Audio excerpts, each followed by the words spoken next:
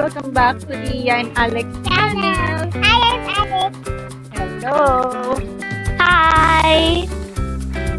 So now guys, nandito ako ngayon. Kasama ko ang aking kapatid sa may Rosalis sa may Marilao, Bulacan.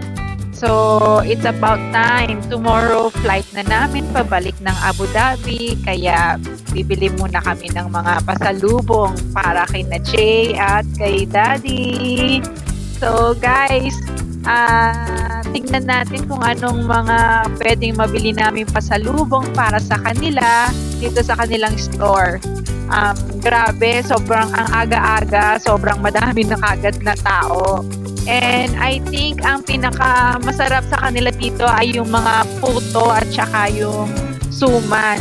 So talagang kumuha kami noon, bumili kami at tsaka yung tinry din namin yung anong tawag dyan, yung kasaba nila. So yung mix yung binili namin.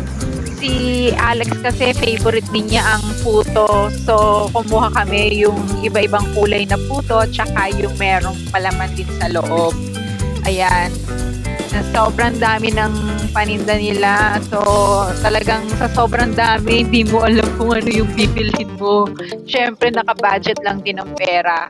At saka nga pala guys, wala pala silang credit card. Hindi sila tumatanggap ng credit card. So, hindi ko nawala sa isip ko.